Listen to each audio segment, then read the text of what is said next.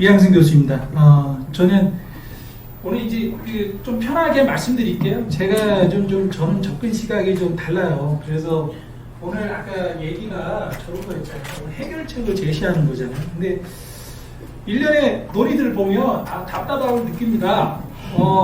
대부분 그렇거든요. 논의를 하다 보면 뭐 해결책이 없다고 결론을 내리는 경우가 많아요. 한국에서 해결책이 없습니다. 뭐 구조적인 문제여서 방법이 없다 그러는데요. 해결책이 있습니다. 해결책이 있습니다. 저는 제목을 좀 잡아봤어요. 학교 묵신록은 정책 실패의 결과이다. 저는 교육학 박사가 아닙니다. 경제학 박사고요.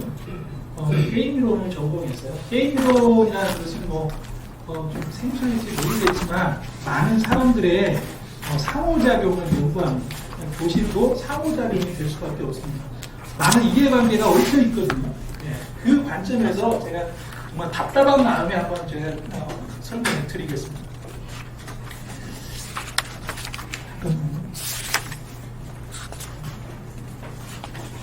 동방예의지국의 학교폭력.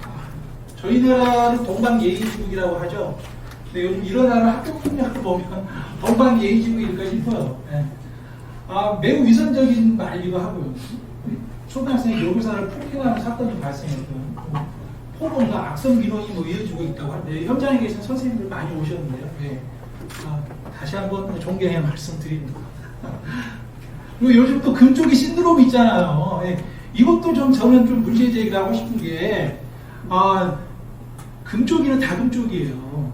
저희가 오늘 이해의 포인트는 어떤 교육과 교육 시스템을 얘기할 거거든요. 게임이론 시각에서 보면 시스템입니다. 교육이 아니에요. 교육 시스템이에요. 왜냐하면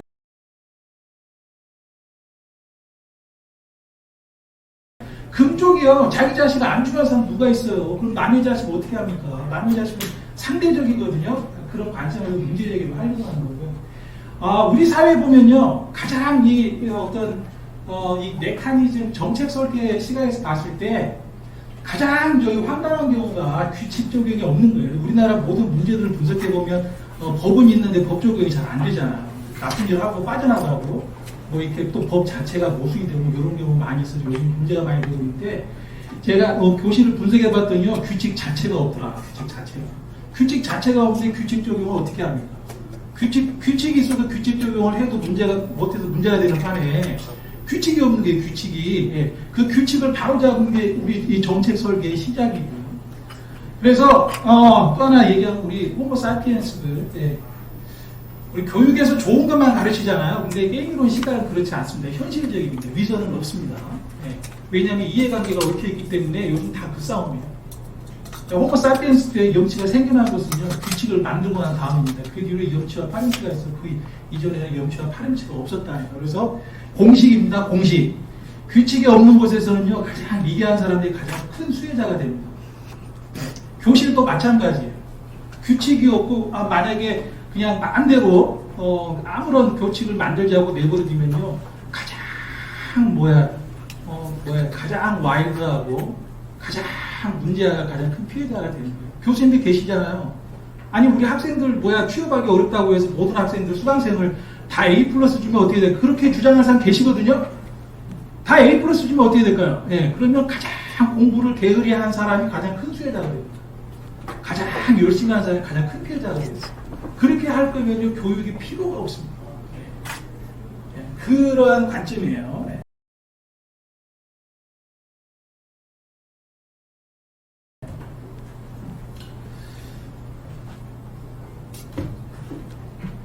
이게 좀 작동이 잘 안 되네요.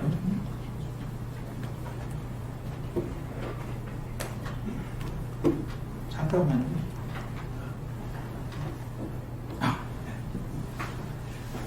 조용한 아침의 나라.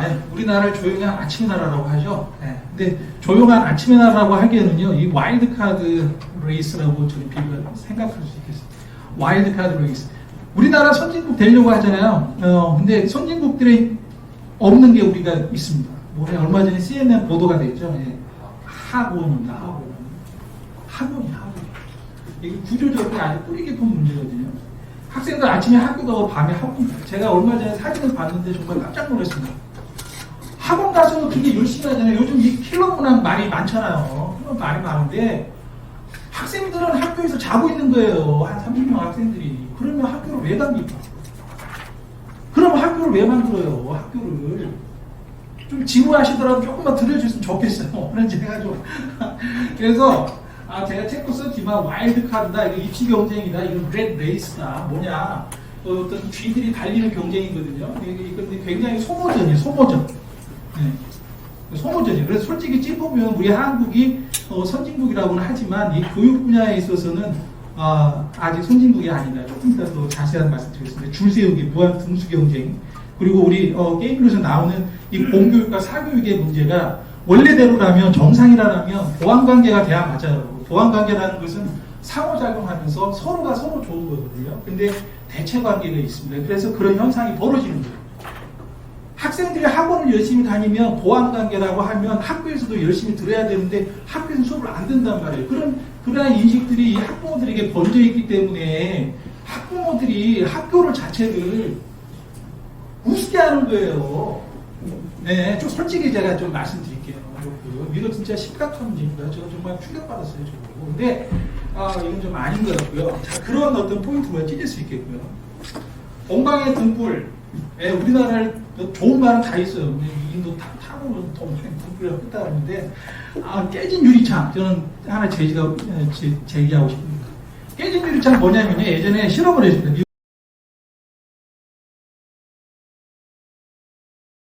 범죄학자 제임스 웰스가 조지 캘링이 실험을 해봤는데 예전에 필립 짐바르도가 실험을 해봤어요. 하나 뉴욕주의 브롱스, 뉴욕 양키스 부장이 브롱스잖아요. 브롱스하고 하나는 헬로 엘토, 스탠포드 대학교 캘리포니아 차를 보고 어떤 실험을 해봤냐. 한쪽의 차는 유리창을 깨놨어요. 다른 차는 그대로 놓고. 근데 어떻게 됐냐고 봤더니 유리창이 깨진 차는 다 털어가더래요. 왜 그럴까? 깨졌으니까 저거 깨져도 되겠구나. 약간 심리적인 측면도 있는 거거든요. 뭐냐? 범죄는 범죄를 부른다. 요즘 우리 학교 마약 문제죠. 마약은 마약을 부릅니다. 하나의 문제가 나타났을 때 반드시 시정하지 않으면요. 더 큰 범죄를 부를 수가 있습니다. 깨진 유리창으로 작용하고 있어요. 얼마 전에 그 언론 보도에 나가잖아. 그 아이들이 여기서 선생님에게 장난을 걸고 교사의 권위를 무시하는 발언을 버젓이하고 그런 게 신문 보도에 또 방송도 조심해야 돼요. 그런데 그건 나간다면 아이들은 어떻게 하냐면 이 깨진 유리창으로 받아들여요. 나도 저렇게 해도 되겠구나 싶은 거예요. 그러니까 나중에 문제는 뭐냐면 그게 경쟁으로 된다고. 경쟁. 그게 뭐냐면 내시 경쟁이 돼요. 내시 경쟁이 서로 말 안 듣기 경쟁을 하는 거예요. 아이들이 말 안 듣기 경쟁을 하는데 학부모들은 말 듣기 경쟁을 할까요? 똑같이 말 안 듣기 그렇게 나오는 게 전략적으로 민원 넣기가 나오는 거예요. 선생님들은 그걸 악성 민원으로서 받아들이시는 거예요. 이게 심각한 문제예요. 이게 전략적으로 완전히 실패한 거예요. 실패. 이게 이런 식으로 이렇게 하는 게. 근데 제가 토론을 하는 게 아니고 뭐냐면 이 정책 실패의 결과는 규칙이 없기 때문에 규칙이 있거나 규칙을 잘못 만들어 놨거나 그거 꼭 좀 제가 지적하고 싶었습니다.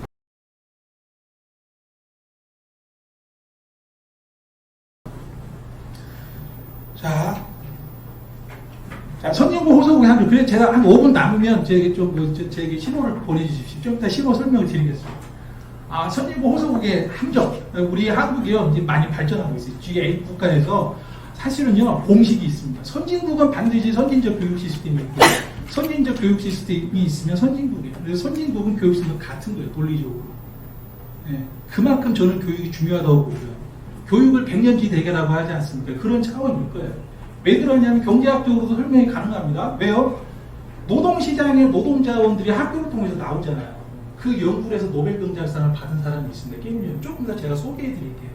많아요. 그런 게. 근데 우리나라에서 이 교육의 문제를 교육 현장에만 맡겨놓고 선생님들에게만 여쭤보고 이건 아닌가. 왜 그러냐면 제도 설계 차원에서 접근해야 된다는 걸 저는 꼭 강조를 하고 싶습니다. 이건 정책 실패입니다. 정책 실패. 제도 설계는 상호작용을 분석하고 난 다음에 실제로 제도가 설계되어 갔고요. 특정 어떤 정황, 누구의 어떤 이득을 대변하는 차원에서 설계가 되면 그건 반드시 실패로 이어질 수밖에 없습니다. 네, 선진국 공식인데요. 규칙 적용이 엄격합니다. 규칙 적용이 엄격한데 규칙이 없을 리가 없겠죠. 당연히 규칙이 있겠죠.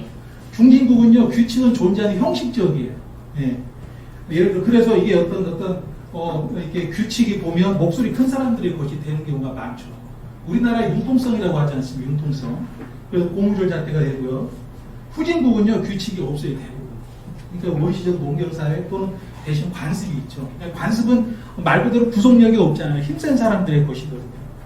그래서 우리나라는 어디쯤 될까요? 제가 볼 때 선진국 호소국이다. 요즘 유행하는 말을 씁니다. 왜? 신뢰가 부족하다. 학생과 학부모가 거짓말을 같이 연구하는 경향이 있어요. 예를 들면은 학교에서 분명히 교칙이 있단 말이에요. 근데 그게 권위가 없기 때문에 학부모들이, 죄송합니다. 그냥 학부모님이라고 하나, 학부모라고 하겠습니다.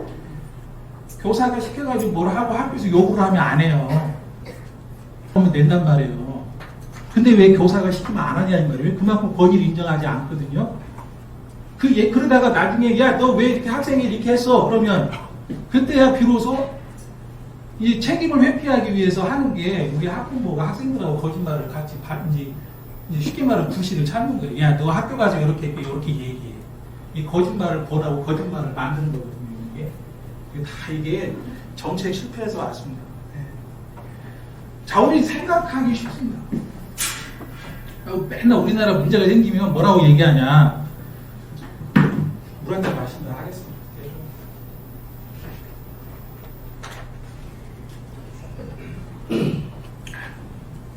불균형이라는 말 많이 하거든요. 불균형이 아니고요, 균형입니다. 그래서 문제가 더 심각해요.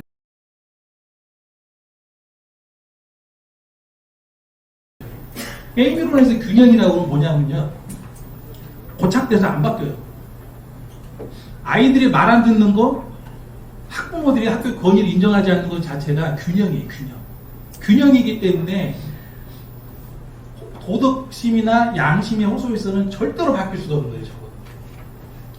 제가 게임이론 연구가로서 제가 양심을 보고 말씀드리면 저 상태는 절대로 바뀔 수가 없어요. 양심의 호소하면 바뀌겠습니까, 저게? 우리 하나 예를 들어보겠습니다. 대한민국에만 있는 특별한 유형의 칼부림, 세 종류의 칼부림이 있습니다. 하나가 뭔지 아세요? 응? 묻지마 칼부림이 나오잖아요. 근데 가장 충격적인 칼부림은 뭐냐면요, 명절 칼부림이에요. 두 번째 칼부림이 뭔지 아세요? 층간소음 칼부림입니다. 세 번째가 뭔지 아세요? 주차장 칼부림입니다. 이 세 형태의 칼부림은요, 특징이 있습니다. 무슨 특징이 있냐? 소중한 가정에서 가까운 데서 일어난다는 게 굉장히 역설적인 거예요. 가장 소중한 가정에서 가장 편안해야 할 명절에 우리 그렇잖아요. 집에서 나와서 집으로 가잖아요. 거기에서 일어나는 칼부림이라는 칼부림. 근데 이게 안 바뀌죠. 안 바뀌니까 더 화가 나는 거예요. 작게 생각하잖아요. 작으니까 더 화가 나는 거예요. 주차장에서 누군가 늘 이면 주차해놓고 가로막고 있거든요. 희정을 요구해요. 안 바뀌어요.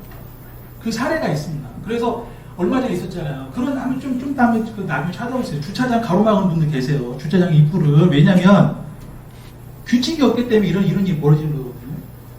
주차장 입구를 가로막고 안 비켜줘. 왜 그러냐니까 분노했다는 거예요. 그 입주자가. 왜 내 차에다 딱지를 끊어놨냐고. 그래가지고 입주민들이 그걸 비켜달라고 했더니 안 비켜주겠다는 거예요. 못했나요? 그럼 어떻게 했냐. 경찰에 신고했더니 경찰에서 관련 법률이 없다고 그러더래요. 그래서 어떻게 했냐면 그 주민들이요, 손으로 들었답니다. 차를 진짜 손으로 들어서 옮겼대요. 몇십 명이 달라붙어서. 그리고 해결은 어떻게 했냐면 딱지를 붙여놨어요. 양심을 좀 지켜달라고. 도덕심을 발휘해달라고. 그게 해결이 돼요? 미국 같은 경우에는 거기다 놓으면 바로 그건 딱 주차장 받쳐놓으면 5분도 안 걸려요. 벌써 차 끌고 가고 있어요. 그 지도 내서 찾아가야 된단 말이에요. 이렇게 하는 거하고 양심의 호소한 그런 비일비재가 발생해요. 그게 말이 됩니까? 그게 관련 법률이 없다는 게. 그래서 칼부림이 나는 거예요. 칼부림이. 이 학교도 이게 학교도 분석을 해보면 그 세 번째 제가 분석한 그 세 번째 형태에 이어서 네 번째가 바로 학교 안에서 벌어진 칼부림이라고 저는 파악하고 있어요. 이게 칼부림이에요. 이거 사람 잡는 거라니까요. 왜 그런지 아세요? 법이 적용하지 않고 누군가는 늘 피해를 보고 있는데 늘 양심의 호소예요. 선생님들은 아이가 지금 수업을 방해하는데 자제를 요구해요. 그러면 나중에 오셔가지고 선생님한테 뭐냐면은 아량을 베풀려고 그래요. 학부모들에게는 또 양심을 촉구하고 해결이 안 되는 거예요. 그러니까 그래서 요번에 안타까운 그 비극이 벌어진 겁니다. 왜냐하면 개선의 종이 없으니까. 해결책 제가 제시한다고 했잖아요. 규칙이 분명히 필요해요.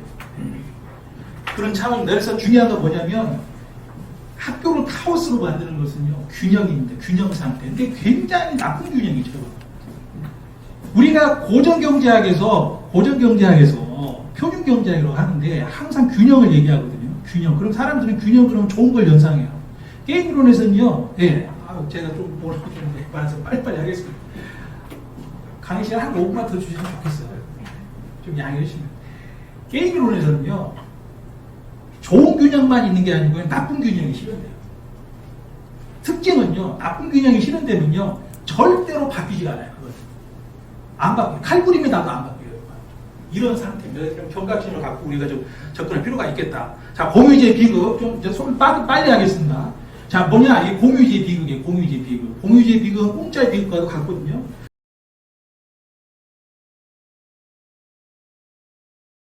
요런 겁니다. 영국에서 있었던 일인데, 목동들이, 이렇게 막, 소떼들을 데리고 다니면서 쉽게 말하면 공짜예요, 공짜. 그래서 입소문이 난 거예요. 어디, 초원에 가면 풀이 많으니까 가져가서 소들을 뜯어서 이렇게 풀을 뜯게 했다. 했더니 소문이 번져서 막 엄청나게 많은 이제 여기 소떼들이 와서 풀을 시작해서 결과가 어떻게 됐을까요, 결과가. 네. 그 놀다란 초원이 황무지가 되고 말았습니다.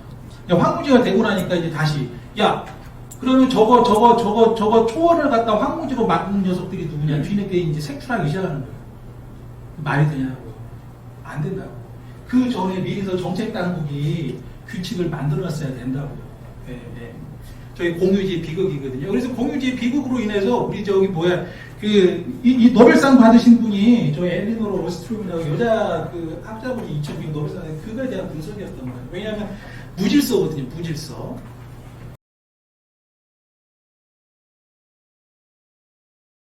또 하나, 사람 수를 홍하고 사람 수를 안 한다. 우리나라 경제가 요즘 하부잖아요. 경제가 얼마나 어렵습니까? 그 경제는 사람에게서 옵니다. 왜요? 사람들이 제도를 설계하고요. 사람이 망하게 하고 사람이 흥하게 합니다. 다 사람이잖아요. 우리 자본을 얘기 많이 하거든요. 고전경의 자본. 자본도 누가 만들어냈고요? 사람이잖아요. 그 시스템, 법률 누가 만드니까 사람이 한다고, 사람. 선진적인 교육 시스템이 등장해야 나라도 선진국이 되고요. 경제도 좋아지고 있습니다. 남쪽은 나라 특징이 있습니다. 게임에서 얘기하는 역선택과 도덕적 회의가 실현되면 망해요.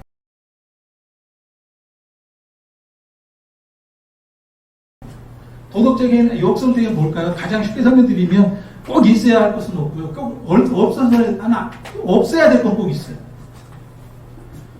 여러분 이런 거 있지 않으세요? 역선택 보면 저녁에 파티하시고 오늘 기분 좋게 자리한 오랜만에 지인들 모여서 자리 만들잖아요. 그러면 어떤 분은 끝까지 안 가요. 저분 빨리 갔으면 좋겠는데 그분 안 갑니다.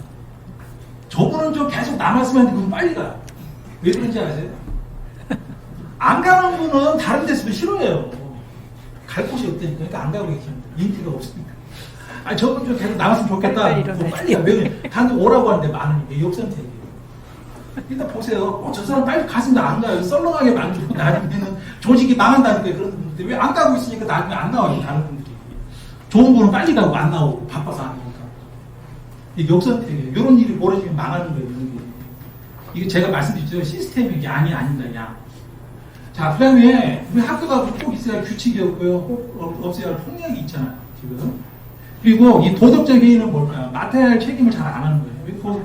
그 자리에서는 잘 한다고 하거든요. 사람들 보는 데는 잘한다고 해요. 학생들 가르쳐보면 너 책임 잘해요. 교수님 보는 데는 잘해요. 근데 집에 가서는 안 한단 말이에요. 그러니까 행동을 감추는 거거든요. 이것은 그러니까 두 개 다 정보 기대칭에서 나오는 건데 행동을 감추는 거고 이게 유형을 감추는 두 개가 달라요. 유형을 감출 때 역선택이 발현되고 행동을 감출 도덕적이. 저건 학교에서 배우는 거예요. 결국에는 저거 학교에서 하는 거라고 저게. 동방예의지국이어서 백년지 대계여서 그렇게 위선적인 말로 학교를 만든 게 아니고요. 저걸 없애려고 하는 거라고요. 국가도 발전하고 경제도 발전하는 거예요. 저게. 우리나라의 경쟁력이 약하잖아요. 대한민국 경쟁력이. 바로 저런 겁니다. 그래서 또 이게 학교를 이렇게 가장 이게 잘못된 게 학교를 정치판으로 만드는 거예요. 네. 군집 행동, 요즘 금쪽 상업주의. 빨리 넘어가겠습니다. 교육시장이 어마어마하게 큰 시장이에요. 솔직히 교육시장도 시장입니다. 시장. 교육시장 이면에는 돈이 있어요.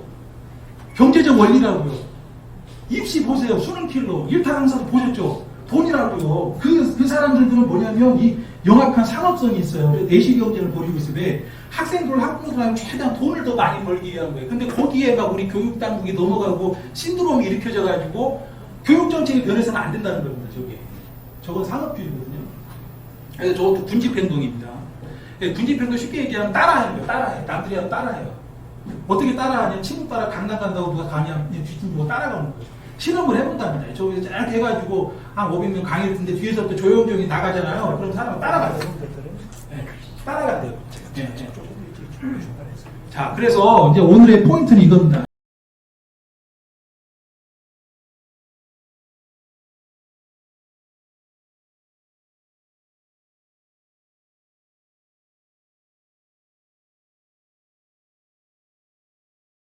시스템 무엇이냐, 시스템.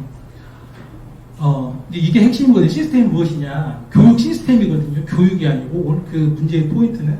가장 먼저 제가 부패와 부패 시스템 한번, 예를 들어보겠습니다. 부패와 부패 시스템 같을까요?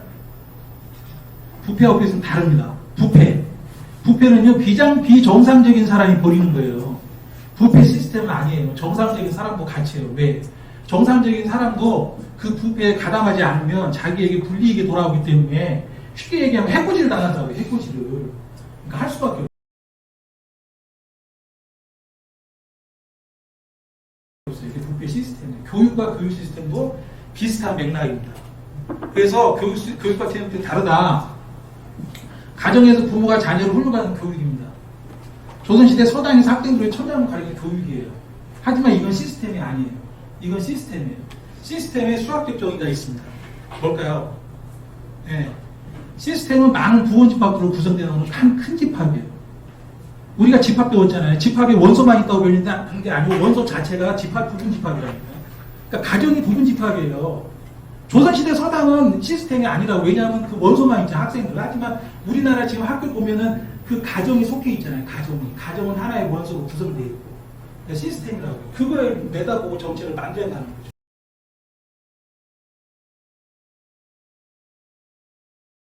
그렇기 때문에 가장 특징은 뭐냐면 상호작용이 발생합니다. 상호작용.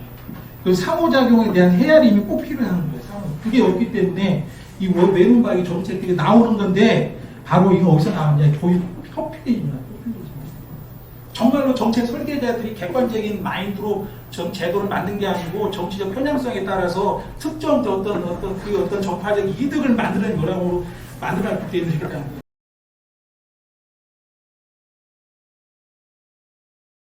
시스템 양이 아니에요. 또 말씀드리면 양이 아니에요. 학생이 많냐 적냐 아니에요. 돌아가는 시스템. 볼까요? 예를 들어 범죄자나 재소자를 생산활동을 방해합니다. 아무리 저 양이 많아도 경제에 기여하지 못해요. 그리고 여기서 중요한 건 뭐냐면 악성이에요. 시스템에 좋은 악성인데 컴퓨터에 깔려있는 거 악성이에요. 악성이 하나까지 컴퓨터 못 쓰잖아요. 학교에서 돌아가는 시스템이 망가진 거예요. 그 악성외화가 저는 뭐라고 보냐면 그 잘못된 저는 어떤 규칙이라고 봐요.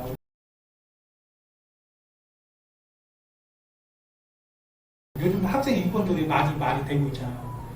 문제는 그거 하나가 이렇게 딱 박혀 있으면 그 독소를 일으키기 때문에 시스템이 망가진다니까. 그거 하나냐 두 개냐가 중요한 포인트가 아니에요. 그걸 강조하고 싶어요.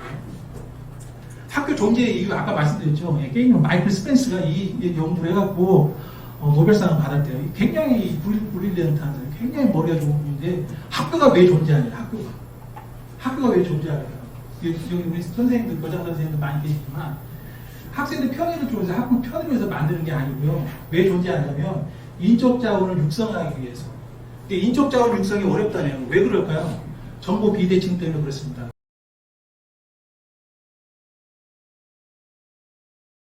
여기서 말하는 정보 비대칭은 뭐냐? 사람이 다 달라요. 사람이 학생들의 재능을 다 다르다고. 학생들의 재능이 그걸 알지 못한다고요. 그걸 누가 알 수 있냐? 교사가 안다는 거예요. 학교가. 그래서 아인슈타인 같은 경우도 있지만 사이코패스도 존재한다. 인적 자원이 양이 아니라 질이다. 근데 그 질을 측정하기가 어렵다. 알지 못한다. 학교에서 알 수 있다. 그래서 그걸 신호를 보낸다. 어떤 신호를 보내냐.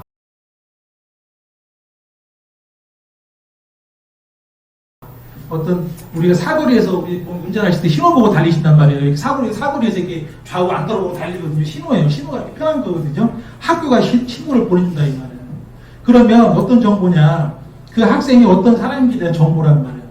그 학생에 대해서 누가 가장 잘할까요? 그 학생이 가장 잘할까요? 그 학생 말고 누가 가장 잘할까요? 그 부모님이 가장 잘 알겠죠. 근데 이런 문제의 포인트가 있습니다. 그 학생에게 상을 주려고요. 그 학생 취업시키려고. 그럼 그 학생에게 솔직하게 말하라 그러면 그 학생 솔직히 말할까요? 당신 정말로 성실한 사람이야? 당신 학생 인격이 괜찮아? 그럼 솔직히 대답할 유인이 없다고 그래요. 왜? 자기가 거짓말을 해야 자기가 유리해지니까. 그럼 가장 객관적인 정보는 누가 갖고 있냐? 교사가 갖고 있다고 보는 거예요. 그 교사가 그 정보를 사회를 통해 알려준다는 그 기능을 하는 거예요. 그래서 마이클 스펜서 노벨상을 받은 그게 맞다고. 네. 그 인식의 전환이 꼭 필요하다고 생각됩니다. 자, 그래서 아까 말씀드렸죠. 학교에서는 학생에 대한 정보가 있어요. 그래서 그 정보를 바탕으로 추천을 해주는 거예요. 추천. 근데 우리나라는 추천을 하면 청탁이 되잖아요. 전혀 이게 괴리감이 있게 되죠. 그래서 학원이 발생하는 거고요.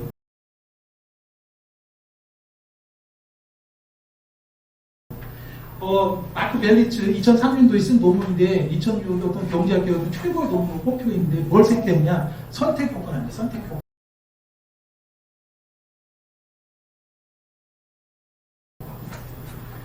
선별을 해야 된다는 거예요. 선별. 근데 우리는 학교에 지금 선별이 없잖아요. 우리나라에 선별이 없는 거예요. 왜 그러냐? 학생부 기록 못하게 한다면서요. 그 다음에 정말로 그 비행을 저지른 학생 퇴학을 못 시키게 한다면서요. 그러면 마크 멜리치 주장에 따르면 그 선별 자격이 없어지면 생산성이 떨어진대요. 평균적인 생산성이 떨어진대요. 왜냐하면 그 자원 배분 시스템이 원활히 돌아가지 못하기 때문에. 우리나라에 거꾸로 가는 거 아니니까. 그런 어떤 문제 얘기를 하고 싶고요.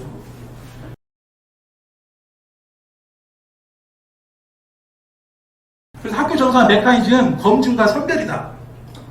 네, 검증과 선별. 그것은 규칙이고요. 규칙 적용이고요. 그래서 그게 없으면 한국은 거꾸로 간다. 역설, 역선택, 역주행.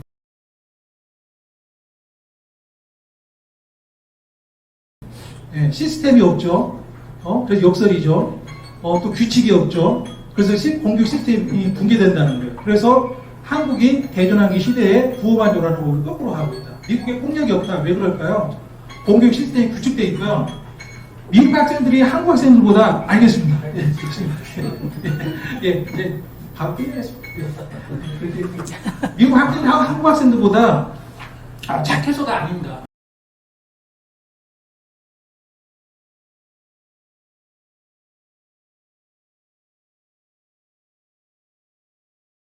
네, 제가 꼭 말씀드린 게 미국 학생들이 더 거칠잖아요.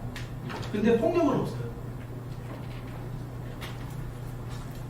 재미가 없으신가 봐요, 제가. 재밌어요. 재밌어요? 규칙을 지켜야 규칙을 지켜야 돼. 알겠습니다. 맞습니다. 25분 주셨나요? 그래서 규칙을 엄하게 적용해야 공격 시스템이 확고하게 규칙될 수 있다. 그래서 학생이 교사실에 부르면 1차적으로 경고를 하고 그 다음에는 교장 선생님이 다 알아서 합니다. 교장 선생님 엄격하시죠. 교장 선생님 말하는 건 퇴학입니다. 네. 대학도 어때요?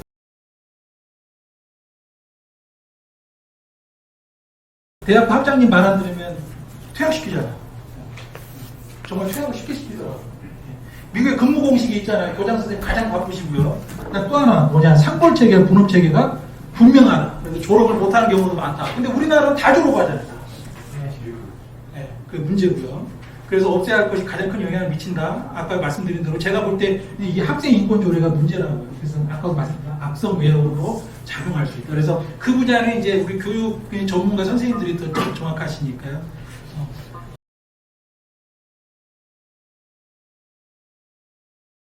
그리고 키워드는 자유와 책임이다. 책임이 엄격해야 된다.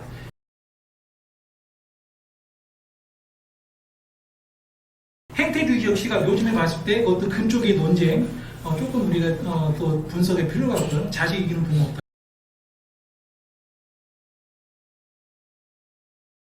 결론, 순차성이다. 선진적 교육 시스템 구축이 먼저다. 그것은 규칙 적용이다.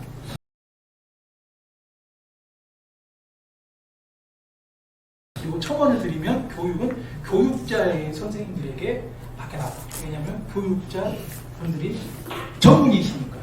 그 차원입니다. 제가 좀 길었습니다. 죄송합니다.